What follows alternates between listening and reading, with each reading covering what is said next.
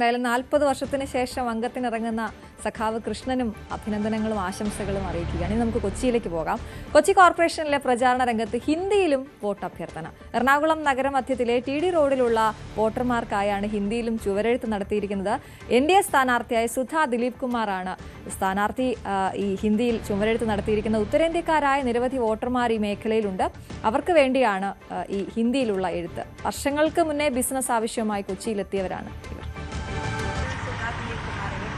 चौथी बार इस डिवीजन में लड़ रही हूँ. मेरा चिन्ह कमल है. भाजपा का आप इस बार भाजपा को वोट दें. नहीं लगता है मैं तो भी हम भाजपा को बहुत സംശയിക്കേണ്ട കൊച്ചി കോർപ്പറേഷനിലെ വോട്ടുപിടുത്തം തന്നെയാണ്. ഇതിപ്പോൾ 14-ാം വാർഡ്. 14-ാം വാർഡിലേക്ക് വരുമ്പോൾ കൂടുതലും ഹിന്ദി സംസാരിക്കുന്നവരും അതോടൊപ്പം തന്നെ നേരത്തെ ഇവിടെ വ്യവസായത്തിന് വേണ്ടി എത്തിയവരും എല്ലാം തന്നെ കൂടുതലും വോട്ടർമാരാണ്. BJP സ്ഥാനാർത്ഥിയാണ് സുധാ ദിലീപ് കുമാർ.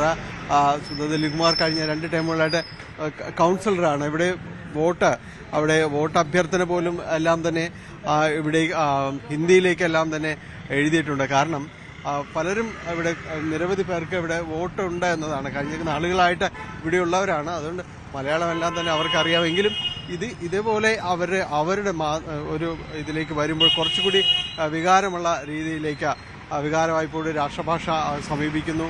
അപ്പോൾ അത് കുറച്ചുകൂടി വോട്ടർമാരുടെ ഒരു സ്വാധീനം അവർക്ക് ഉറപ്പിക്കാനായിട്ട് കഴിയുമെന്നെല്ലാം തന്നെ കണ്ടുകൊണ്ടാണ് ഈ രീതിയിലേക്ക് കൊച്ചിയിലെ ഒരു ക്യാമ്പയിൻ NDA സ്ഥാനാർത്ഥി ആരംഭിച്ചിരിക്കുന്നത്.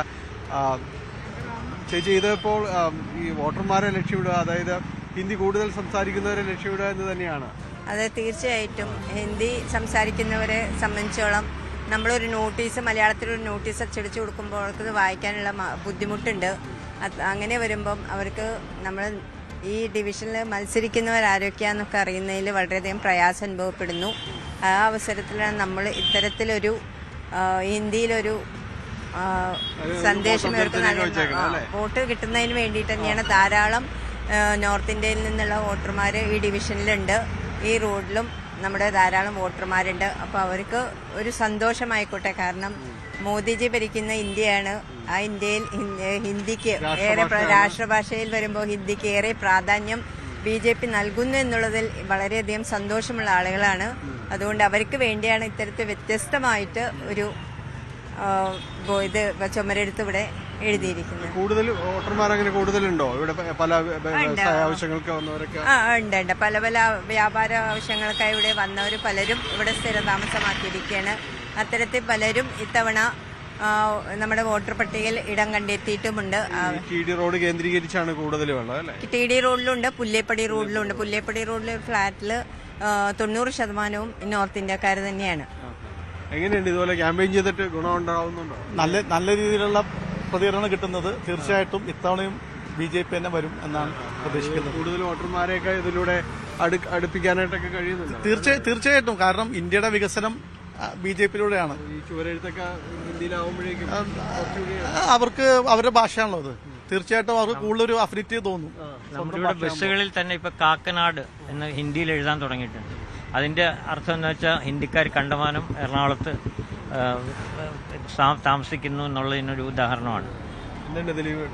ഇതിങ്ങനെ ചെയ്യുമ്പോൾ കുറച്ചും കൂടി ഒരു അടുപ്പം സ്ഥാനാർത്ഥിയോട് തോന്നുന്നുണ്ടെന്നുള്ളതാണ്. തീർച്ചയായിട്ടും അവർക്കൊരു സന്തോഷമാണ്. അവർ തന്നെ പറഞ്ഞിട്ടാണ് നമ്മൾ ഇത്തരത്തിൽ ഹിന്ദിയിൽ എഴുതാൻ കാരണം.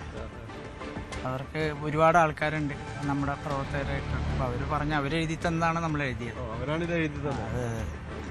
ഇത് 3-ാം ടൈമാണോ? അല്ല, 4ാമത്തെ ടേം. 3 ടേം പൂർത്തിയാക്കി കഴിഞ്ഞു. 4ാമത്തെ ടേമിലേക്കാണ്. സുധാ ദിലീപ് കുമാർ എന്നത് കൊച്ചിൻ കോർപ്പറേഷനിലെ BJP-യുടെ ഒരു മുഖം തന്നെയാണ്.